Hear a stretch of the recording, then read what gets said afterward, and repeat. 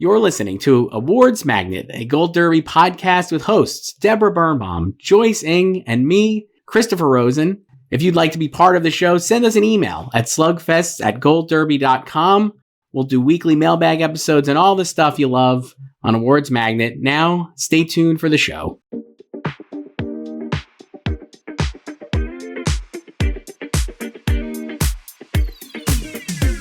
Welcome back to Awards Magnet. I'm Christopher Rosen. I'm joined by Debra Birnbaum and Joyce Ng. And what a weekend for Team Anora. And we have so much to talk about today because of it. I love a plot twist. Is it a twist, though? Is it? Well, I'm sure that's what we're going to talk about. Well, according to many predictions, I think it was. But yeah, no, I think you're right. I mean, I think it's a question of, and I think your analysis were all spot on. I think it was hiding there in plain sight all along. So Anora wins PGA Awards, and more surprisingly, I think for all of us would agree, Sean Baker wins at the Directors Guild Awards, which I don't know a single person who even took seriously that Brady Corbet would not win there. Anora winning a PGA always felt like it was in play, obviously a top contender. Not a real surprise. Not necessarily a surprise, and certainly like one of the movies people have talked about, but Sean Baker winning a DGA to me just screams that this movie is now clearly the front runner, right? I mean, like, it's one of those. Critics' choice. Like, let's not forget Critics' Choice. I mean, I know the critics aren't voters, but like that trifecta of the weekend, I don't think they could have scripted or asked for a better weekend. And Critics' Choice voting closed a month ago too, so it wasn't like they were reacting to anything that's happened in the last 4 weeks. Anora just won Best Picture there, no other award, combined with the Best Director loss for Brady Corbet there. John M. Chu won, which was hilarious. Very happy for him, but that was like a red flag too, even though there's no, overlap between like Critics' Choice and DGA. But it's just like a sign that like he wasn't as far ahead in this race as we all perceived him to be. So let's unpack that a bit. I mean, not to take anything away from Anora. Happy for Anora. Definitely, like, let's talk about all the good things that are happening for Anora. Is there a knock against Brady? Like, is there something that Brady should be worried about? Or is this just more positive things for Anora? I think it's a combo of Anora was just the front runner all along. Like, the race doesn't start until the industry chimes in. And now the industry has chimed in. Like, this is all fun and games until we get serious with the guilds. Mm-hmm. So like all the critics awards and everything and the Globes, non-industry, all fun. Like Brutalist, Emilia Perez, great for them. And I think what they do is they just bolster your momentum and visibility. I think the Globes are really good at securing nominations for like borderline contenders, like Fernanda Torres, right? And even like Angela Bassett 2 years ago when she was kind of like fringe for a nomination, but then she won the Globe and then won Critics' Choice. And then lost the industry awards. So Anora was always there. And then I think we were like people in Sean's case, like it was like people didn't take him seriously as a directing frontrunner just because Anora just seemed so small, right? And then once The Brutalist came along at Venice, it was like, this is like an epic movie. And then he won the Silver Lion, Brady. So then it was like, oh, like he could be a directing frontrunner and maybe we could have a split, which is what a lot of people were predicting, even if The Brutalist does not win Best Picture like Power of the Dog style. But I think like Brady now, like he hasn't been dominating like critics wins either, like a lot of past directing winners have, So I think he's just not connecting in a way just between critics and now the guild, obviously DGA. And then like Sean has always been there. Like he's a veteran, right? Like he's been around. And there are a lot of positive things to say about Sean too. I did a Q&A with him and he's so charming. And and he, he wrote it, he edited it. This is his baby. He sells this really well too. We talk a lot about narratives. We've talked about Brady's narrative, but Sean's got a really positive narrative too. Chris, what do you think about that? I love his narrative, and I think what Joyce is saying, and I think he's very boyish looking, right? Sean Baker is a young looking dude. He looks like younger than me, right? But he's obviously like been around for almost 25 years or more making movies. And he loves movies. And he loves movies. But also in terms of like, we're thinking of like Joyce is saying there about like, if Brady was like the lone directing winner, like we saw like you comparing it to like Jane Campion for Power of the Dog, right? Or something like that.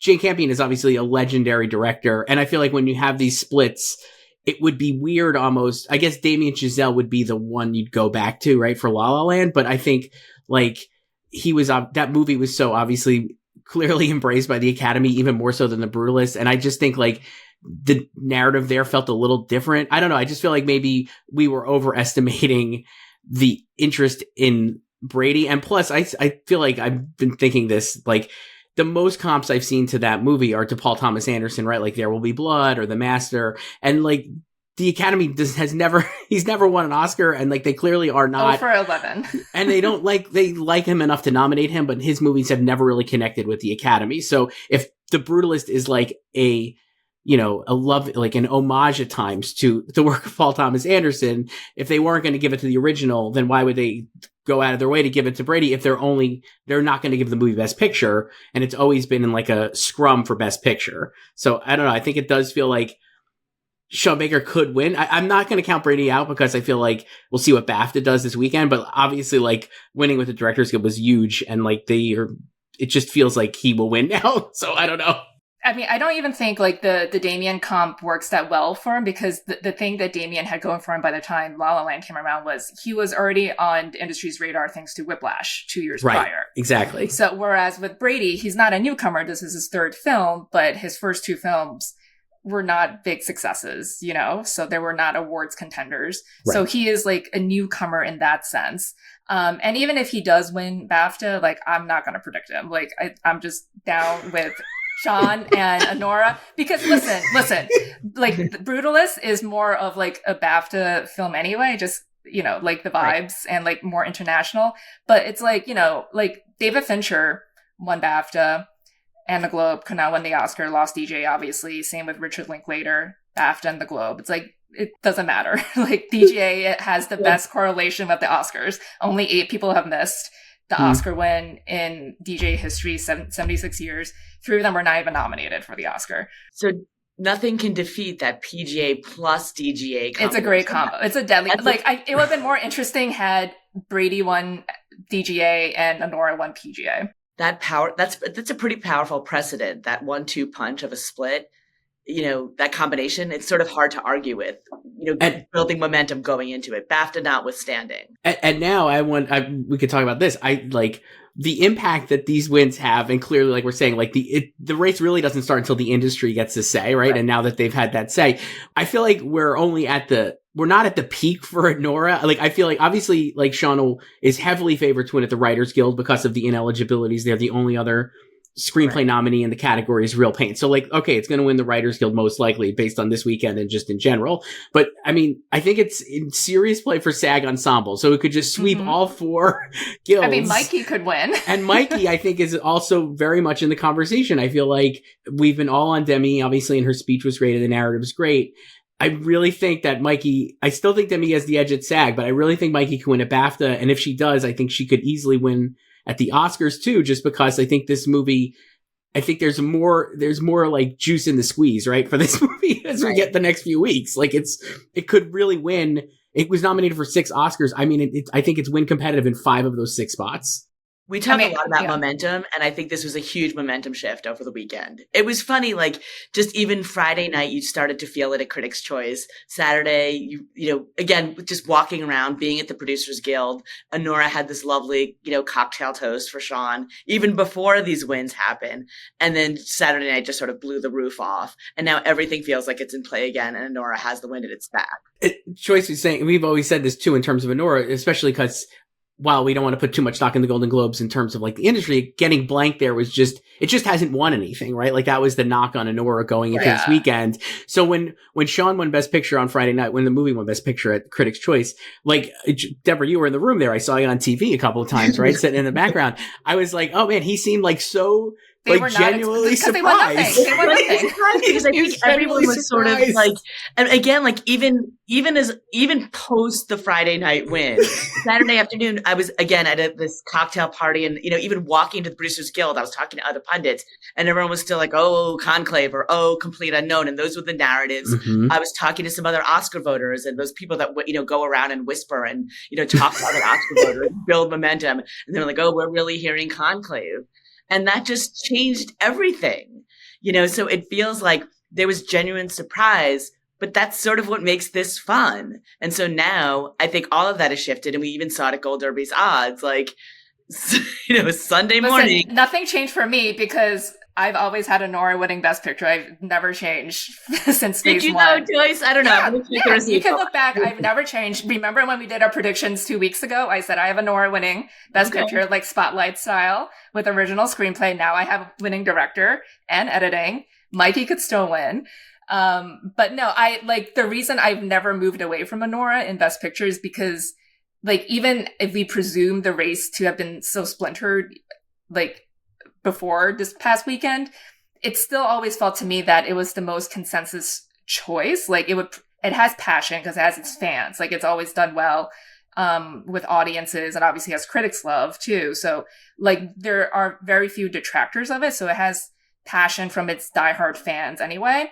And then after you're done with the number ones ranks and you get to like the 2s and 3s, like, I don't think it's going to be ranked low on a lot of ballots. Like, it's not liked. That's why I have it in first, because, like, you could have like people who hate musicals, right? There are just people who just don't like musicals. That's 2 of them in the running. People who find like The Brutalist too long, right? Yeah. And then like Conclave and A Complete Unknown, perfectly solid movies, but it lacks the passion that films like Anora and The Brutalist have. And this is all hindsight a little bit, but it also does feel like the apple in a bag of oranges in that it's also a comedy, right? Well, it's not only a comedy. I think it's definitely the funniest movie here, and it's enjoyable. It's a crowd pleaser. It's a crowd pleaser. And we've talked about how, like, this year, especially, like, that was like the selling point for Wicked too, right? But like, the musical is maybe a bridge too far for certain people, though obviously it did so well in the nominations and was a big hit. But like, Anora is like it's not a feel-good movie, but it's like, you are enjoying it, and it is a crowd pleaser, and I think that matters in this race. And I also think about what you walk out feeling and thinking about that movie. There's a message in your heart, and I think that's something that people can convey to other people. The ending is really moving. It's not a happy ending, but it's really affecting. It is. It's really powerful. And again, we've talked a lot about Mikey's performance. She is not the character. And again, her transformation, I think that's another narrative that's going to sort of carry her forward. And maybe that's the thing that, takes Demi down. We'll see. The thing with Demi in that actress race, which I'm sure we'll talk about more in the weeks ahead, and we'll probably talk a little about BAFTA, but we're like, this Best Actress field we'll never see, right, until the Oscars. Right. So we don't know how, like, Fernanda being there with Demi, with Mikey will impact, like, that field, right? And I think that's interesting. And then also, like, The Substance did incredibly well. If you would have said, like, in August that this movie about a body horror movie where, like, Margaret Qualley crawls out of Demi Moore's back, it's going to get like 5 Oscar nominations, I think you would have been like, get the hell out of here, right? Like, that's never going to happen. But obviously it struck a chord and people really liked it, and the fans of that movie are really passionate about it. And that said, I still think it arguably underperformed at the Oscars because I think it left some nominations on the table, including Margaret Qualley. It missed shortlists. And it missed some shortlists as well. And I'm like, if Anora is their favorite movie, like, I was talking to somebody this weekend too, a fellow pundit, and I was like, I think if Mikey could win BAFTA, like, I think she could win. And she was like, oh, well, Austin Butler won BAFTA, right? And Brendan Fraser still won the Oscar. And I was like, that they did not love Elvis. And if Anora's winning Best Picture and Best Director, they love Anora. And you know who else won BAFTA? Anthony Hopkins. Well, that Olivia was my Colman, comp, right? Emma Stone. And those were movies. Those are all for movies that I think BAFTA or the Academy too liked more than their competition. Yes. I do think Anora is more liked than The Substance, and that might push Mikey ahead too. Right. And the other thing too is, regardless of who wins SAG, voting for the Oscars will have closed by then. So like the SAG winners will just be indicative of some support, but it can't impact future votes. Sure. So, but yeah, like, I would not be surprised if Anora won SAG Ensemble too. Like, I mean, I think most of us have Wicked, another crowd pleaser, and that's like totally right up SAG-AFTRA's alley. But I think, like, we've talked about this before, like how Anora is an ensemble film, and it makes actually better use of its ensemble than even Wicked does, because that's really a two-hander between Cynthia and Ariana, whereas, the entire second act of Anora is just a screwball comedy between Annie and these 3 goons looking for Yvonne.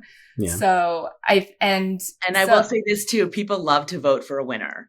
And I think yes, and now that voting is still going on for SAG, and voting is very much still going on right now. And then people want to say, like, I voted for that winner. And I think we definitely, Anora just definitely has that momentum right now. And I actually think like it getting blanked at the Globes was a blessing in disguise for it. I think that made people jump ship. Again, yes. I never jump shipped. I was like, this is just way too early and it's not All industry. Right, we heard you. We got it. Listen, you're calling me out. There's proof.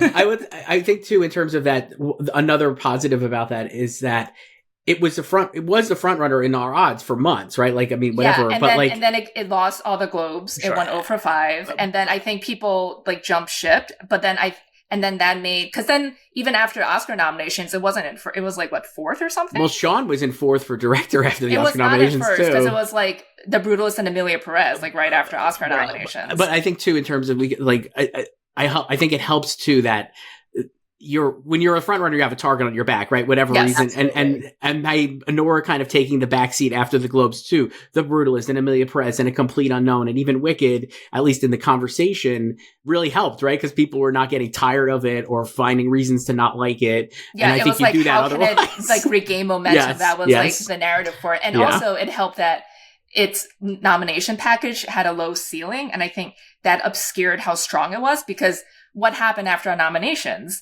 Like everyone was talking about 13 nominations for Emilia Perez. And I think if you're a casual and normally you see that and you're like, oh my God, that's the front runner because like it has the most nominations, right? And then The Brutalist and Wicked have 10, same thing, double digits. Oh my God.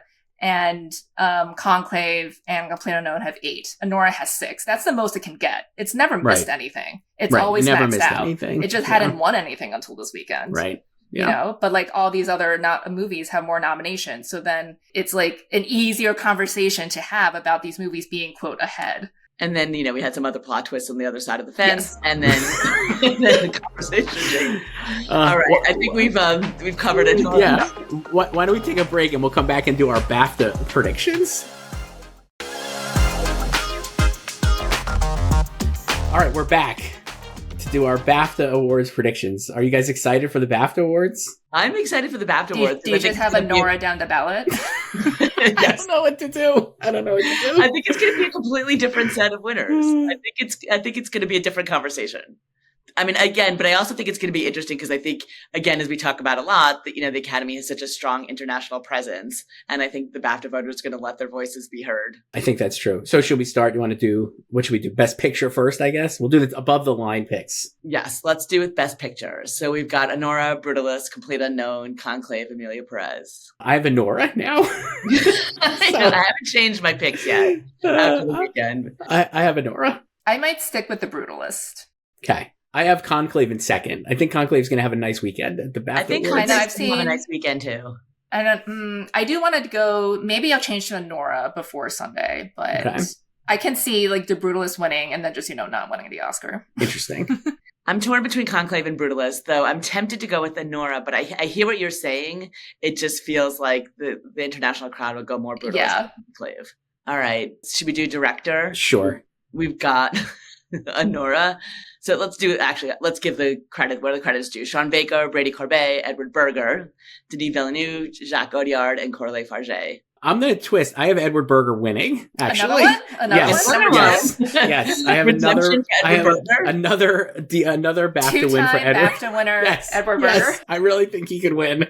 What's your logic? What's your argument? Well, he already won for All Quiet on the Western Front when he wasn't nominated, so we know they love them. Conclave had, I think, the most nominations, right? Or was it second most? I think it had the most, right, for BAFTA. And it just is, all the stuff, not to nag Brady Corbet, but I just feel like all the stuff we said about him, and while the movie may feel more international, I think it applies across oceans. And so I don't think Sean Baker maybe could win here. I do think it could be Edward Berger. We'll just keep getting different winners at these precursors, though obviously Brady Corbet is first in the odds. I'm just like, I was spooked by the DGA loss. I just think he's like, I think it's because you're so reactive to everything anyway. I do think he's much softer, I think, that we thought. And I just think Edward Berger, this feels like a place where he could win again, honestly. And if they've shown that they don't care if he's not nominated at the Oscars, I think they'll pick who they like here. And I do think, obviously, Conclave is so well liked with this group. For sure. Joyce, what's your vote? I'll just stick with Brady. My edge goes to Brady, but I hear your Conclave argument. I hear you. I hear you. I think he can win. What about our guy Jacques Audiard? Oh no, I don't think so. I think it's too internationally messy. Yeah.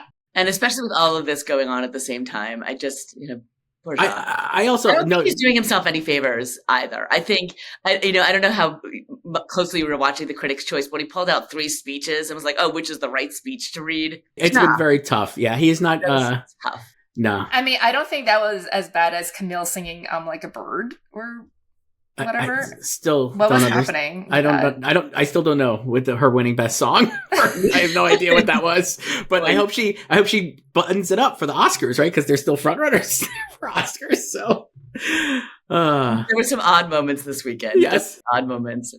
All right, let's do actress. So we've got Cynthia Erivo, Carla Sofia Gascon. No one? Anyone? Okay. Marianne Jean-Baptiste, Mikey Madison, Demi Moore, and Saoirse Ronan. I have Mikey Madison here. I felt like I've had this. you went full Anora. I had Mikey here I actually thought Mikey could win here for a while, and I think she's going to win at BAFTA. I just have The Substance also did well at least on the BAFTA long list. It got its expected nominations and maybe missed 1 or 2. I don't know. I think Mikey Madison's.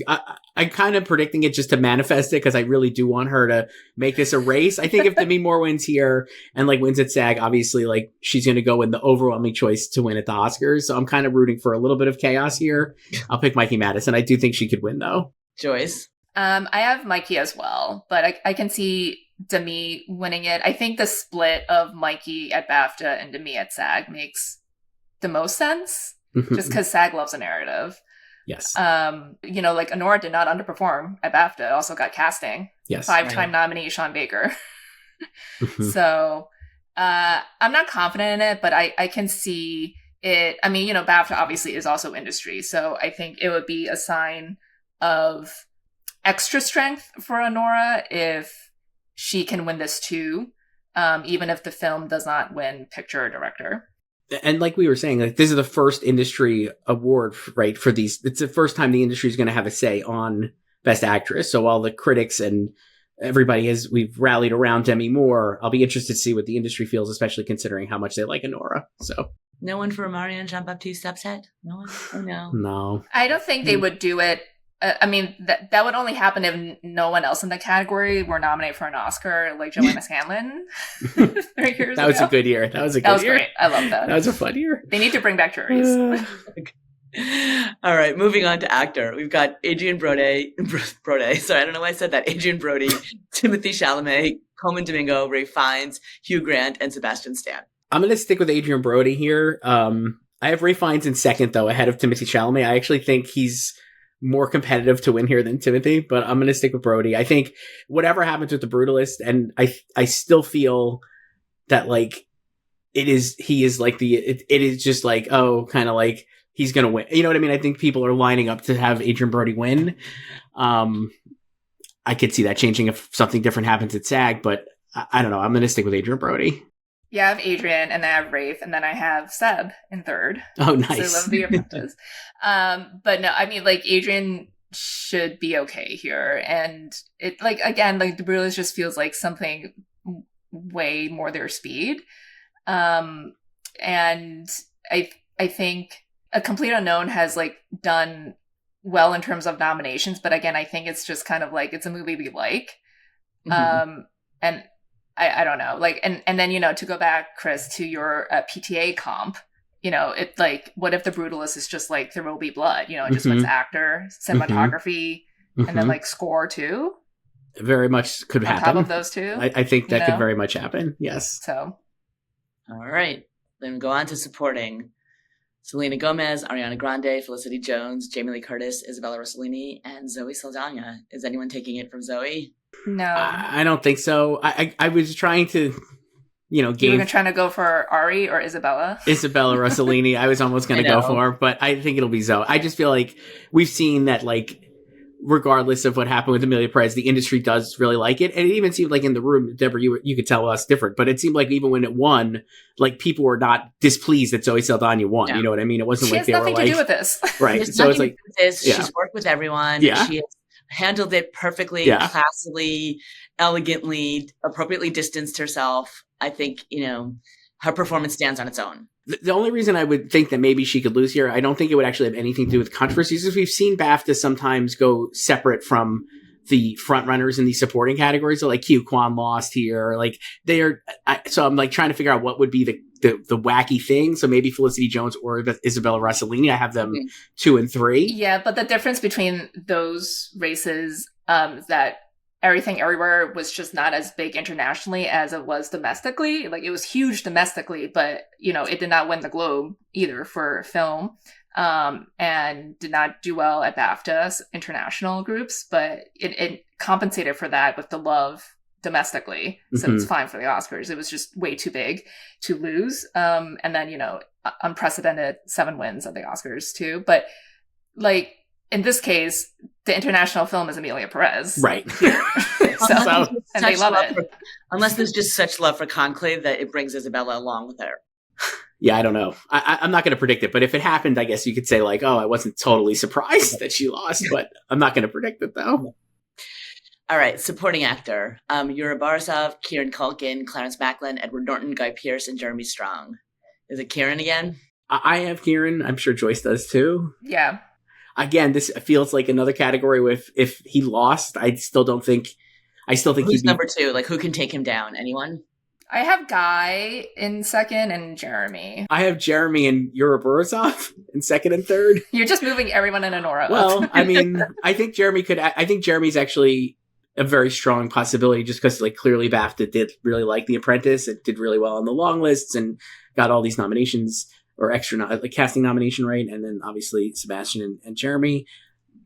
Plus, I feel like we said like international audiences seem to be more responsive to what The Apprentice is selling than American audiences. So I don't know. Feels like really competitive. I mean, like right. If like a guy could win, certainly, right? Like Edward Norton, but I feel like Kieran Culkin will win. Even if he lost, it wouldn't change my feeling that he's going to win at the Oscars, though. I kind of feel like he's just like too far ahead, and it's kind of like it's not the same as like RDJ, but maybe like Devine last year, because obviously like the film is not as strong as Oppie. It's not even nominated for Best Picture, but I was like people are just like used to him winning, and like he even won London Critics too, so he's won like all the prestigious critics awards on both sides of the pond now too. So I think it's just kind of like, yeah, like it's his in a way. Give Jeremy an award for the Dunkin' ad though last night. That was a great performance. And my God. I mean, like best. He should be number 1. Like I've said that since last week. Can we can we start doing predictions for commercial performances? Exactly. And then if so, him and Ben. I'm so ride or die for Ben. Ben is the best. That was just amazing. Ben's accents and then code switching out of his accent to tell Jeremy that to direct was, it's like, if you've watched Debra, you can watch, I don't know if you've seen it, but I've watched this many times. I mean, the 7-minute short film I watched 3 times. There's a 7-minute short film online. I would suggest if you haven't watched it to check it out. I watched it during all the Chiefs drives last night. Yes. I was just like, this is the best. It's really good. It was pretty special. We'll do a separate podcast. Yes. Yes, absolutely. Coming soon. All right. And then we'll move on to screenplay. So original, we've got Anora, Brutalist, Kneecap, A Real Pain. Oh, fun. Kneecap. Sorry. Shout out for Kneecap. And The Substance. I don't know what to do here. I actually think The Substance could to win, even though I think Anora might win Best Picture. I don't know.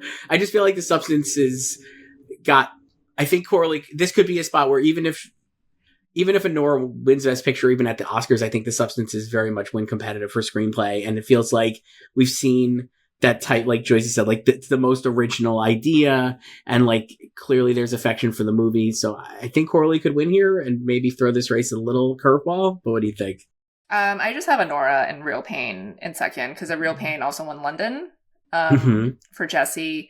So, I mean, I have, like I said, like I had The Substance in second at the Oscars, because they do go more for like the original concept and high concept stuff there. But I think like it'll probably just be Anora here, which is like hilarious because it hasn't won a screenplay I know award yet. I mean, it'll have WGA on Saturday before this, right. But it's funny, like, because it lost the Globe and it lost Critics' Choice, like of these televised ones. So, but I don't know, like, because sometimes like BAFTA does its own thing to like Licorice Pizza won, right? But it won the Oscar. And that beat Belfast, which you would think would be the opposite there, but wasn't the case. Whereas Belfast ended up winning the Oscar. Right. So.